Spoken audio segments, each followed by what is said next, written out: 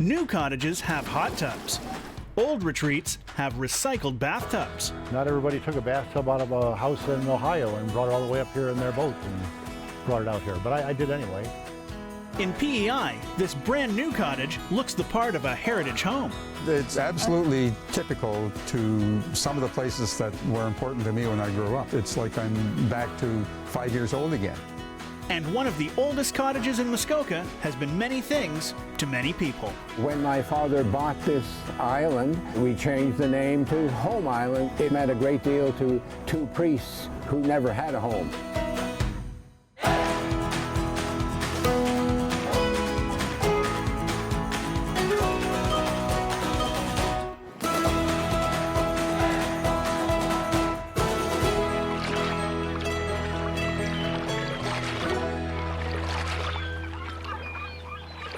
This is 19. My name is Cliff, and this is my retreat.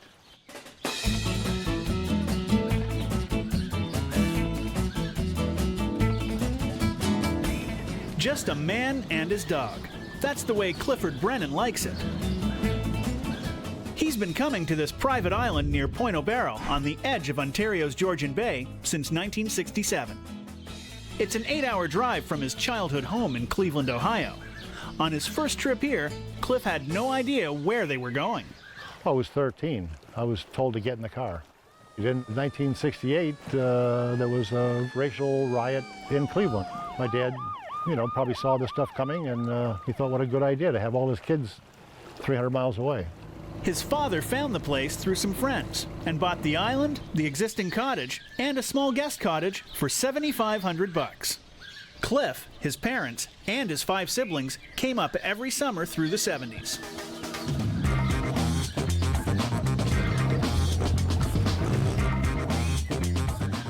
Back then it was rustic. Today, nothing has changed. It's completely off the grid. No running water, no electricity. I love it this way. I would not have it any other way. I would not have an electric refrigerator because of that little pinging noise they make. And I wouldn't want a clock ticking, and I, don't really need a radio or a television at all. The lack of amenities also means a lack of visitors. His brothers and sisters visit rarely, if at all.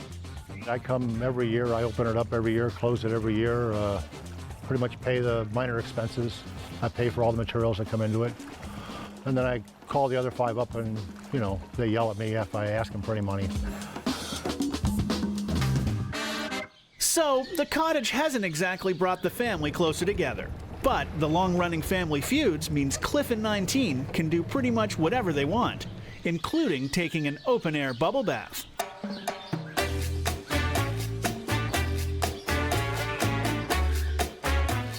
At least a couple times a year I'll have a nice warm bath out here. It's a perfect example of Cliff doing things his way. Not everybody took a bathtub out of a house in Ohio and brought it all the way up here in their boat and brought it out here, but I did anyway. His siblings can't complain. They aren't here. But what about the neighbors? That's another great reason of having an island where there's lots of space, because they can tell you're nude, but they really can't focus because they're usually pretty far away. Although I know a lot of my neighbors do have telescopes. A telescope isn't really necessary. If you want to look around, Cliff is glad to provide a tour.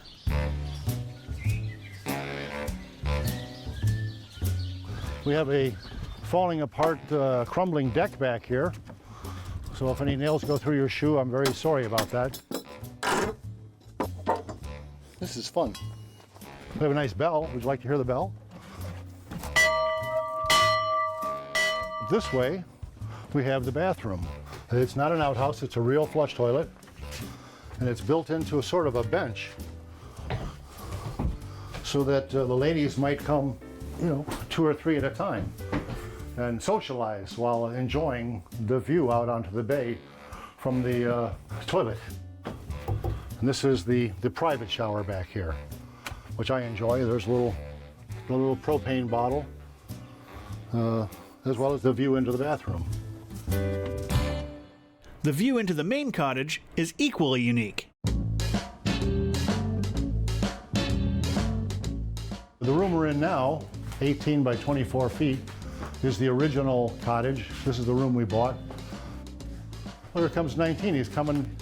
Come on, 19. Come on inside. Thank you. We have our fishing pole collection. We have our really old rattlesnake skins. When I speak of the antiques that my mother brought here, this is a really nice pie safe with all the dishes and such, and the sides are actually perforated sheet metal, so you can keep the flies off of the pies. This telephone does not actually work, but it's ready to not work at any time. We have a nice bedroom. Furniture you see was found by my mother in some far-off place, peeled all the paint off, varnished it or lacquered it or put the urethane on. And we have a nice kitchen. We've got a real wood stove, a regular propane stove. This is the same pump that came with the cottage. But I would say it's probably from the 30s or 40s. And there's some Georgian Bay water, nice and clear, no fish scales. Oh, that's good. This is really good water here. Getting to the outhouse at night can be tricky. Remember, there are no lights around here, so Clif's got an indoor option. Now this room here might have gotten a toilet, but it never did. But it did get the hand pump. And this is where, if you need, in the middle of the night, we have a commode. And if you're not the only one here, we have a row of honey pots. And if using a honey pot isn't your thing, hold it. Or go outside and find a place where nobody's peed recently and do it there. it's a Spartan way of life at Clif's cottage, and he's okay with that. The cottage and the grounds might look a little rough around the edges, but Clif spends a lot of time keeping the place livable.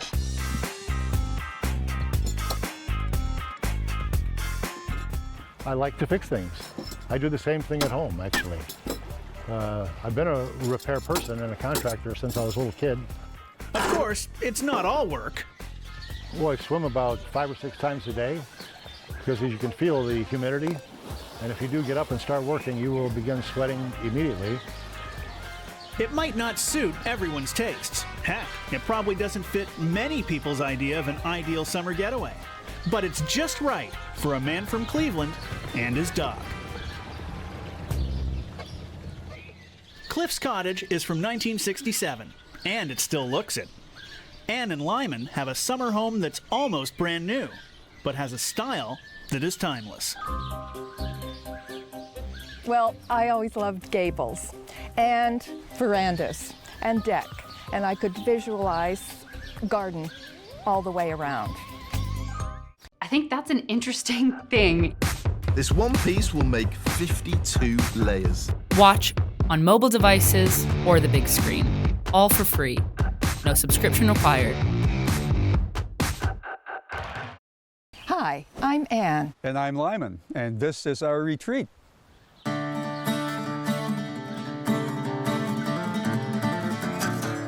Lyman and Ann McInnes grew up in Prince Edward Island, but currently live in Toronto.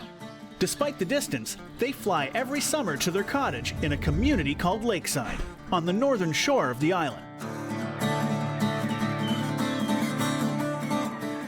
It's no big deal for us to spend an hour and a half on a plane because most of our friends in Toronto spend 2 to 4 hours in their cars going to their cottage.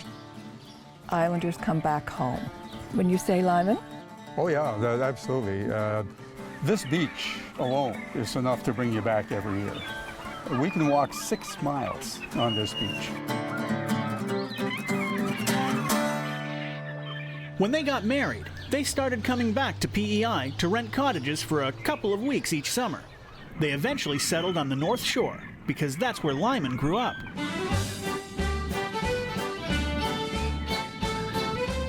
After Lyman retired, we decided we wanted a place where we could spend 3 months.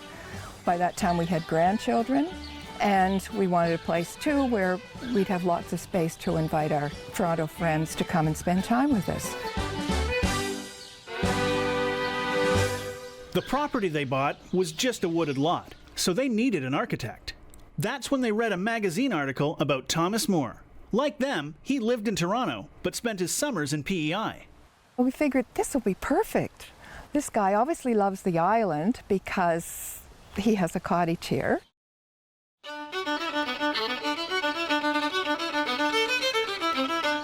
Thomas Moore was a surprising choice, considering his own place is starkly modern and unique.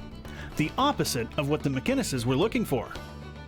It was clear to me when I met Ann and Lyman that they wanted a traditional home in a cottage style rather than some amazing weird piece of modern architecture. They were extremely fond of buildings with gables. It represented an island style. This is, after all, the land of Anne of Green Gables.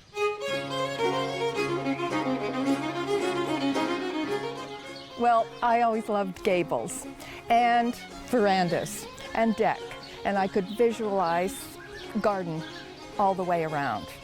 And Tom came through. The building's design is traditional, even iconic.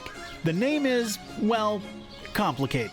The name on the gate is Lion Dune, Lyandune. And it really has two origins. The first and most obvious one is it's the first two initials of our names, Lyan and Dune. But then I also wanted Anne to be able to say, if somebody said, "What's Lyman doing?" she'd say, "Well, he's Lion Dune." So hence the name. If Lyman isn't Lion Dune, he's likely visiting the neighbors. Oh, thanks, Don. I love the gates. There's so much traffic back and forth with those two neighbors. We're not isolationists. It's fitting, then, that the inside of the house is built to party.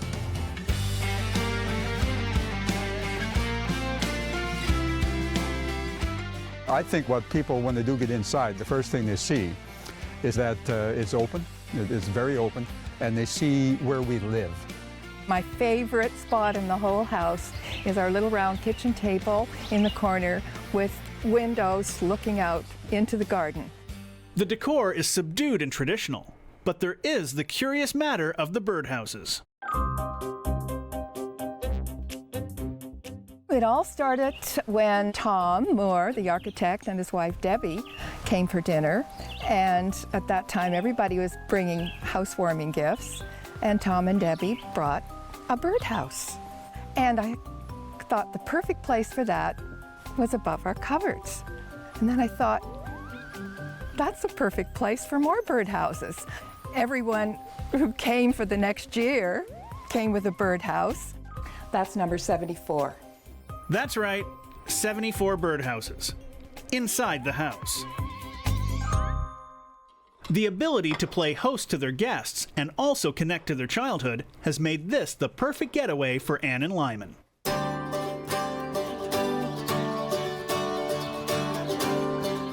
We are proud of the results. This place is right up there in things that we are proud of. I look at the combination of the house and the garden and I see it being beautiful. Geraniums and green gables is what I see. It's a perfect retreat.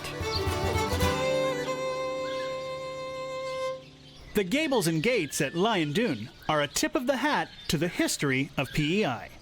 This century-old cottage in Muskoka has been a first-hand witness to history, including the night the maid robbed the pastor. The understanding was that everything in the house were part of the deal. But when we came up, there was nothing left. Hi, I'm Sean. I'm Nate. I'm David, and This is our retreat.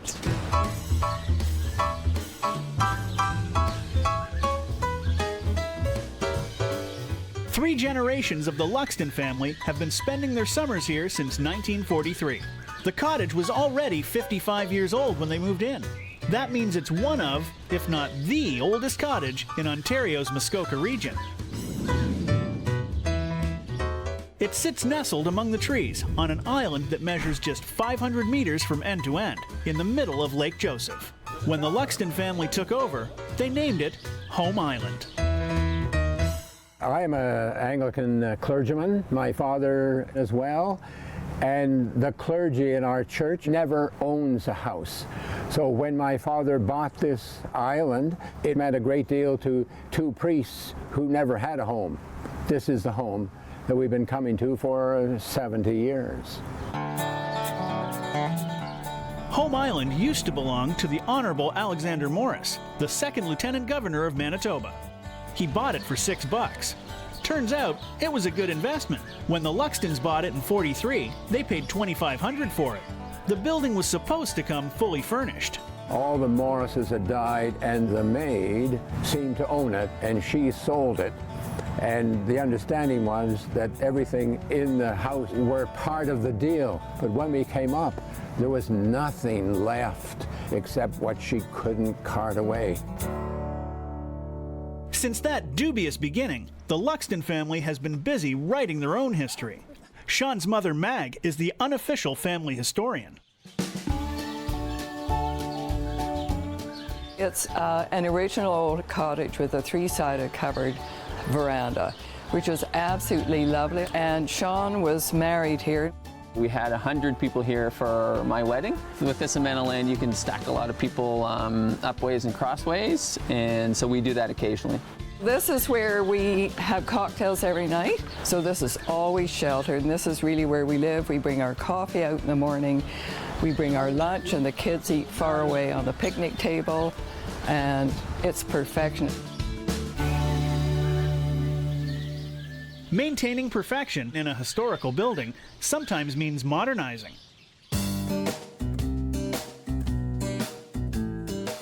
Originally, this was cedar siding, and it was so dark that we wanted to paint. So for years and years and years, we painted, and it would just peel off, and it would be just ghastly. So just out of desperation, we put siding on it. It brightens it up, you don't have to do a thing, and now we love it. I've got a lot of original old furniture. This is sort of fun. It's an old original sleigh bed, which folds, which must be, I guess, from the late 1840s. The artifacts aren't museum pieces. Most of them still work. This is the original ice cupboard, when that was how we kept everything from melting, and it's all lined with tin, and it's wonderful for storage. Keeps it from mice and chipmunks, of which we have many. There's 6 bedrooms, 3 downstairs. And I love the old slanted ceiling following the roof. And these are the original brass beds that used to have horsehair mattresses, but we're a bit more modern and have comfy mattresses now. It's probably worth taking a look at the on the veranda. Oh yeah, the veranda's lovely with a gorgeous view. It's a nice view to wake up to. The view from the veranda is just the start. While history lovers will feel at home inside the cottage, nature lovers have the whole rest of the island to explore. Look at the view, look at the view. And if you go right to the end, you get everything.